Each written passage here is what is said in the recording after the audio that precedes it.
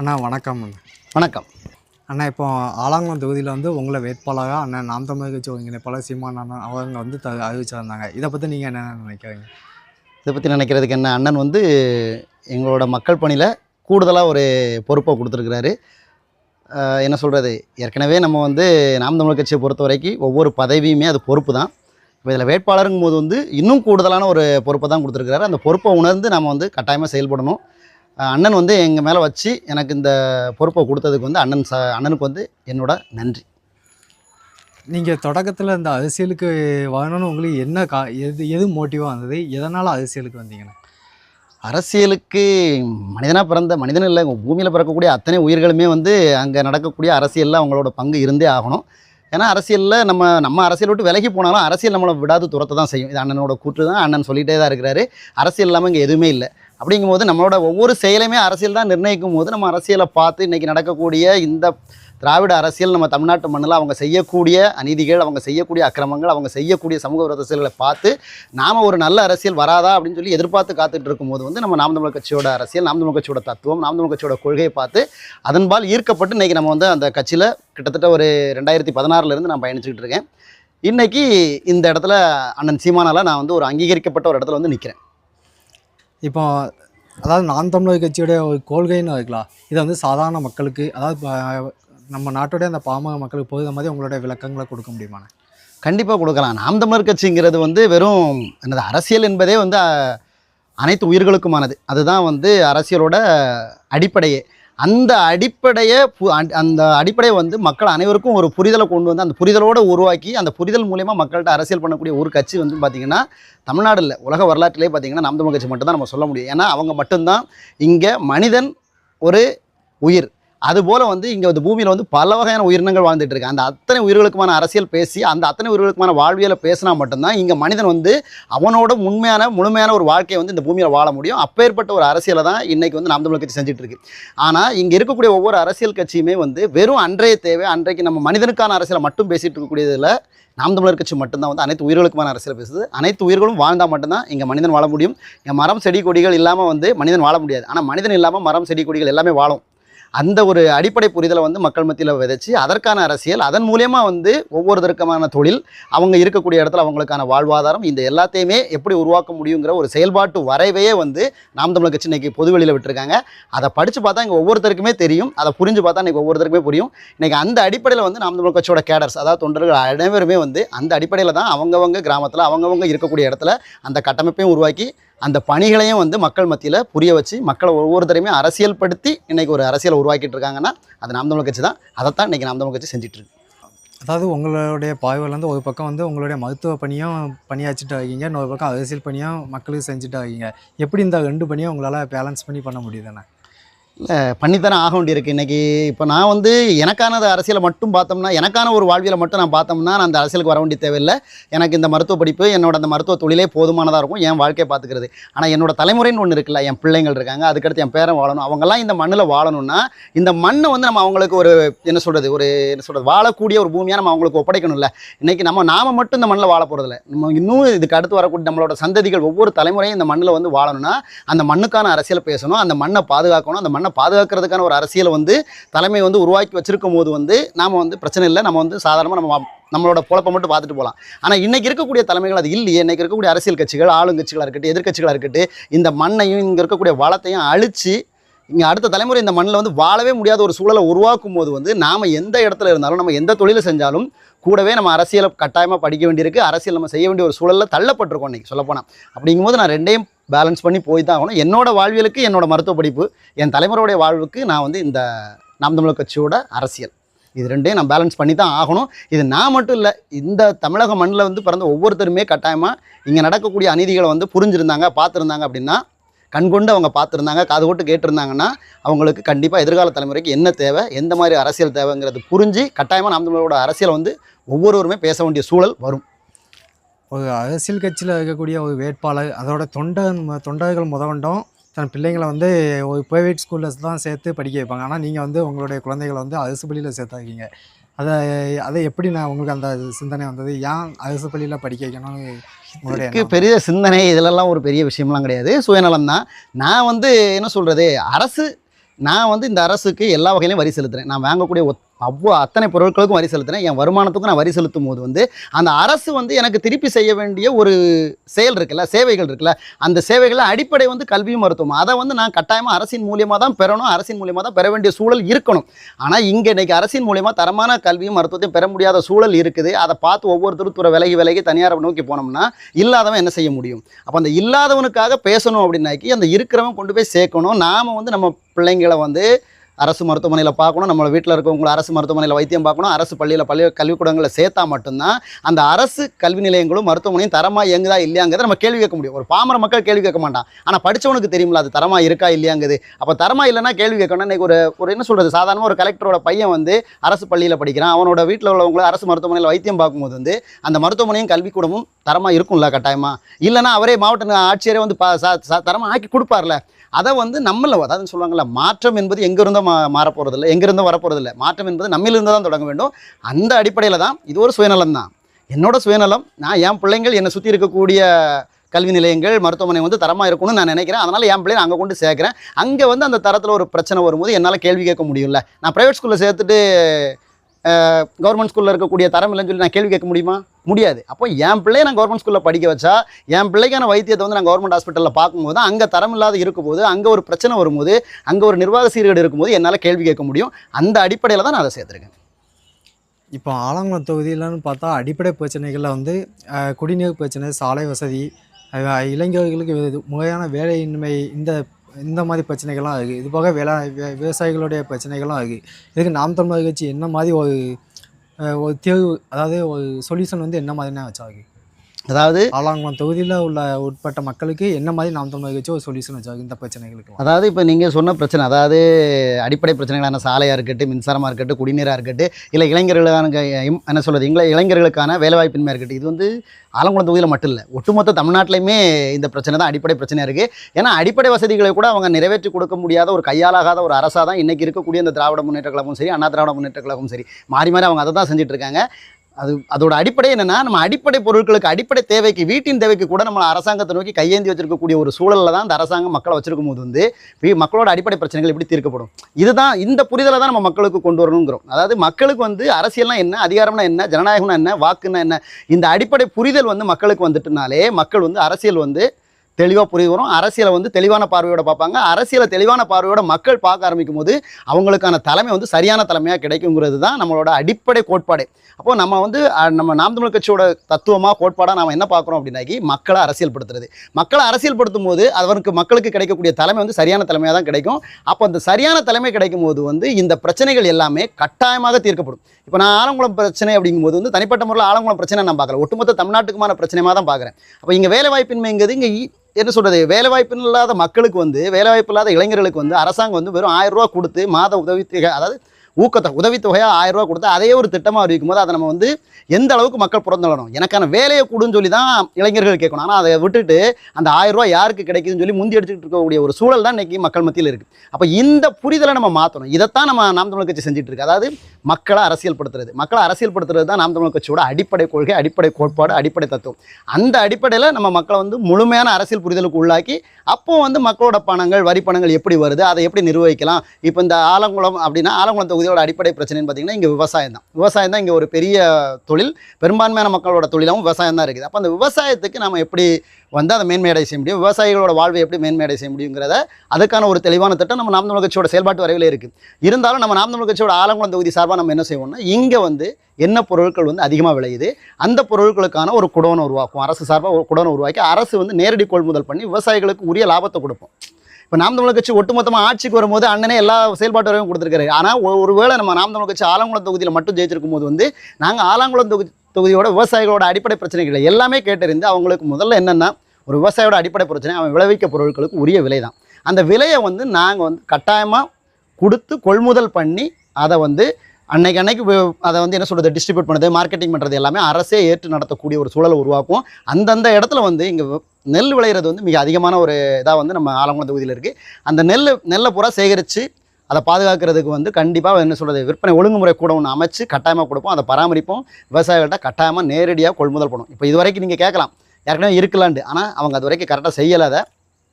அதை வந்து நாம் வந்து கட்டாயமாக வந்து அந்த கொள்முதல் நிலையங்களை வச்சு அதை முழுமையாக பராமரித்து விவசாயிகள்கிட்ட நேரடியாக கொள்முதல் செய்வதை நம்ம வந்து முழுமையாக இன்ஸ்பெக்ட் பண்ணி ஆய்வு செஞ்சு விவசாயிகளுக்கு உரிய விலையும் உரிய மரியாதையும் கிடைக்கக்கூடிய இதை வந்து நம்ம செய்வோம்.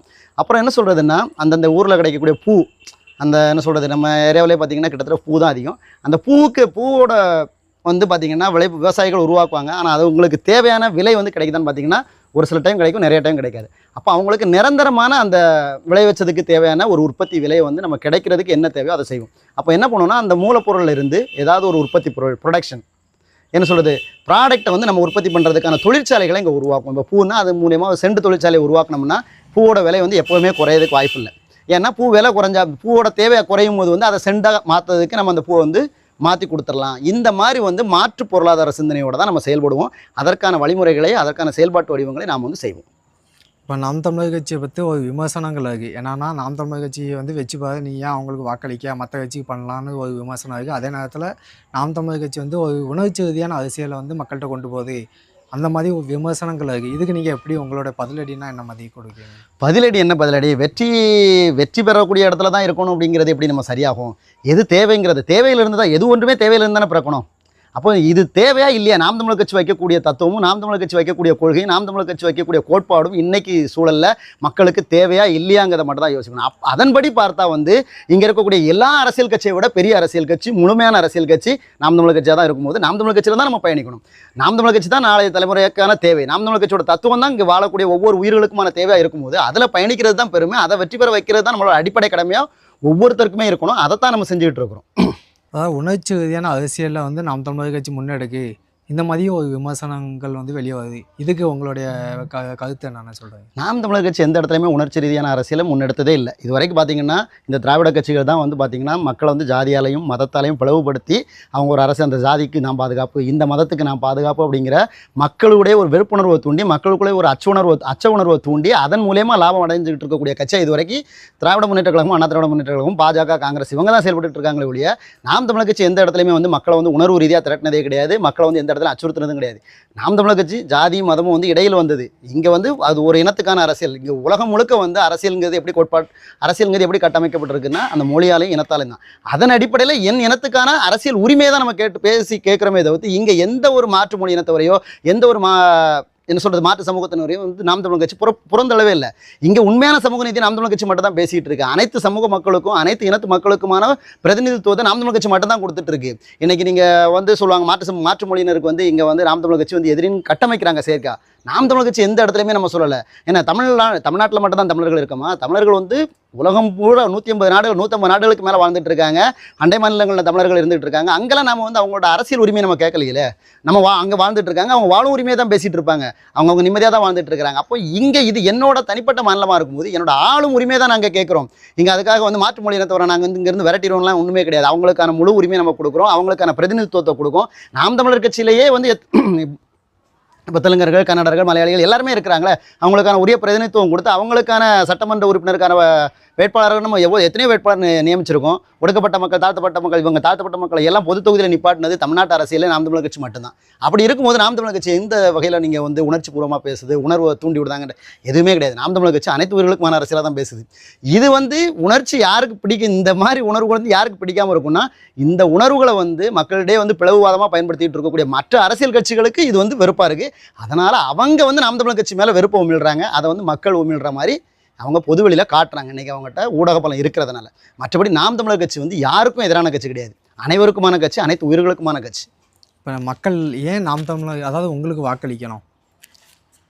நாடு நல்லா இருக்கணும்னா நாம் தமிழர் கட்சிக்கு வாக்களிக்கணும், இவ்வளோதான். இதில் வேறு என்ன சொல்கிறது?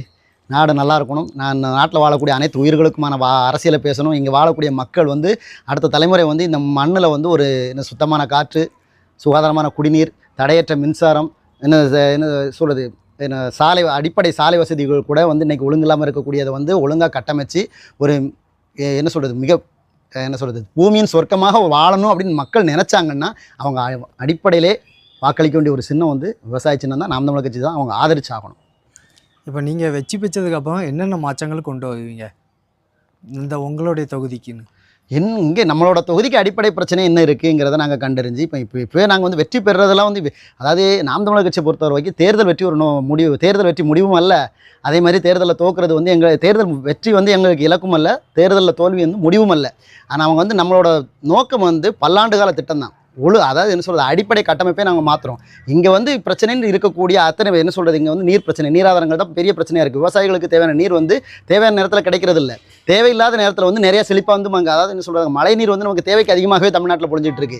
ஆனால் பார்த்தீங்கன்னா நாம் வந்து ஒரு 150 TMC தண்ணிக்காக வந்து கர்நாடகாவில் கையேந்தி நிற்கும். காரணம் என்ன? நிர்வாகம் சரியில்லை. அப்போ பெய்யக்கூடிய மழை நீரை வந்து நீர் மேலாண்மை திட்டம் எதுவுமே இல்லாத ஒரு அரசியல்வாதி கையில் நாடு இருக்கிறதுனால அவங்க அந்த நீரை பெய்யக்கூடிய நீரை நமக்கு கிடைக்கக்கூடிய நீரை பாதுகாப்பாக வச்சு அவங்க பயன்படுத்த தெரியலை. அப்போ அந்த நீர் மேலாண்மை திட்டங்களை எப்படி உருவாக்கணும், நீர்நிலைகளை எப்படி பாதுகாக்கணும், கால்வாய் கண்மாய்களை எப்படி சீரமைக்கணும், அதை சீரமைச்சு பெய்யக்கூடிய மழை நீரை வந்து எப்படி சேமித்து வந்து நம்ம விவசாயத்துக்கு பயன்படுத்தணும், எப்படி குடிநீராக பயன்படுத்தணும், மக்களோட அடிப்படை தேவைகளை எப்படி பூர்த்தி செய்யணும், மின்சார தேவை எப்படி பூர்த்தி செய்யணும், சாலை வசதிகளை எப்படி சரியாக கட்டமைக்கணும், இங்கே அத்தனை திட்டங்களும் நாங்கள் வச்சுருக்கோம். அதை தான் செயல்படுத்திகிட்டு இருக்கோம். அப்போ முதல்ல வந்து நம்ம இளைஞர்களை வந்து அரசியல்படுத்தணும். அரசியல்படுத்தி அந்த இளைஞர்களை வந்து விவசாயத்தின் தேவை என்ன, நீரின் தேவை என்ன, சாலையின் அவசியம் என்ன, ஒரு தடையற்ற மின்சாரத்தோட தேவை என்ன, அவசியம் என்ன அப்படிங்கிறதெல்லாம் புரிய வச்சு அவங்கள அரசியல்படுத்தும் போது நம்மளோட திட்டங்கள் தன்னாலே நிறைவேறும்.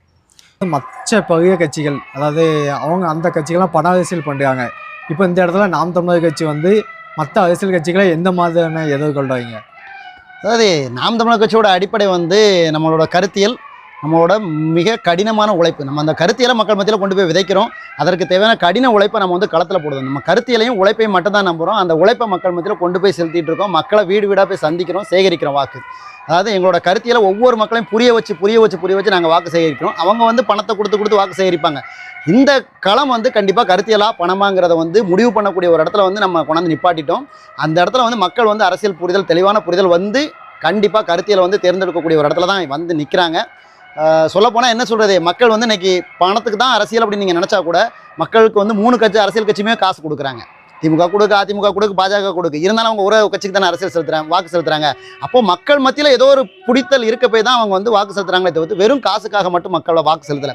மக்களை வந்து நம்ம எந்த இடத்துலையுமே குறை சொல்ல விரும்பலை. மக்களை வந்து வறுமையில் வச்சிருக்கும் போது அவங்க காசை வாங்குவாங்க. 3 கட்சியில் காசு வாங்கினாலும் கூட ஒரு கட்சிக்கு தானே வாக்கு செலுத்துறாங்க. அப்போ இந்த தடவை கூட ஒரு கட்சி 4 கட்சி காசு கொடுத்தாலும் கூட மக்கள் வந்து சரியான கட்சியை தேடி, நாம் தமிழர் கட்சியை தேடி வருவாங்கங்கிற நம்பிக்கை எங்களுக்கு இருக்குது. அதற்கான உழைப்பை நாங்கள் வந்து களத்தில் போட்டிருக்கோம். மக்களை நாங்கள் நேரடியாக போய் சந்திக்கிறோம். மக்களும் எங்களுக்கு புரிஞ்சுக்கிறாங்க. மக்கள் எங்களை தேடிட்டு தான் இருக்கிறாங்க. அப்போ இந்த தேடல் வந்து அது வாக்காக மாறும். அந்த வாக்கு வந்து எங்களை அரியணை ஏற்றி வெற்றியாக மாற்றும். இப்போ நீங்கள் இந்த இத்தனை வருடங்கள் இந்த அரசியலில் பயணிச்சா இருக்கீங்களா? உங்களுக்கு நீங்கள் ஏதோ கொண்டு அந்த பிரச்சனை, சவால்கள், மேட்டல்கள்லாம் சந்திச்சதுக்கு உண்டுங்களாண்ணே? நிச்சயமா எல்லாமே இருக்கும். அரசியல்னு வந்தால் எல்லாமே இருக்கத்தானே செய்யும். இன்றைக்கி கூட நாங்கள் ஒரு சுடுகாடு பிரச்சனைக்கு கடந்த திங்கட்கிழமை வந்து நம்ம மாவட்ட ஆட்சியர் அலுவலகத்தில் ஒரு சுப்பையாபுரம் உங்கள் கிராமத்தில் வந்து ஒரு சுடுகாடுக்கு வந்து எரிமேடு எல்லாமே அமைச்சு கொடுத்துருந்தாங்க. அதை சார்ந்து நம்ம வந்து அந்த பிரச்சனைக்கு புகார் மனு அளித்து இன்றைக்கி வந்து அதுக்கு வேலை செய்யறதுக்கு நம்ம வந்து என்ன சொல்கிறது முடுக்கி விட்டுருக்கோம். சொல்லப்போனால் நாம் தமிழர் கட்சி முடுக்கி விட்டுருக்கு. மக்களோட பிரச்சனைக்கு தீர்வு. அப்போது அங்கேருந்து நமக்கு சில ஃபோன் கால்லாம் வரதான் செய்யுது. இதை மாதிரி நிறையா பிரச்சனைகள், நம்ம சாராய கடையாக இருக்கட்டும், இல்லை ரோடு சரியில்லாமல், மேம்பாலம் சரியில்லாமல், இல்லை என்ன சொல்கிறது குடிநீர் பிரச்சனை, வாறுகால் பிரச்சனை, எப்படி ஒவ்வொரு ஊரோட பிரச்சனைக்கு நம்ம பேசியிருக்கோம், போராடியிருக்கோம்.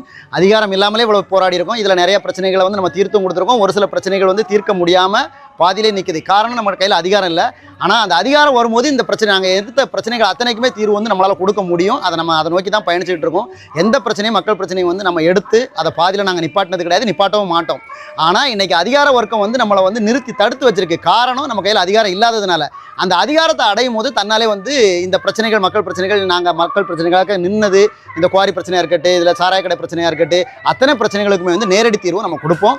மக்கள் இதை புரிஞ்சுக்கிட்டு வந்து நீங்கள் நாம் தமிழர் கட்சிக்கு கட்டாயமாக ஆலங்குளம் தொகுதி மக்கள் எல்லாருமே கட்டாயமாக நமக்கு ஆதரவு தந்து நாம் தமிழர் கட்சியை வெற்றியடைய செய்யும் பட்சத்தில் வந்து நாங்கள் நிச்சயமாக உங்களோட அத்தனை பிரச்சனைகளையுமே வந்து எங்களுக்கான பிரச்சனையாக நினச்சி, அதாவது மக்களோட பிரச்சனைகள் எல்லாமே தன் பிரச்சனையாக நினைக்கக்கூடிய ஒரு தலைமை தான் உண்மையான மக்கள் தலைமை.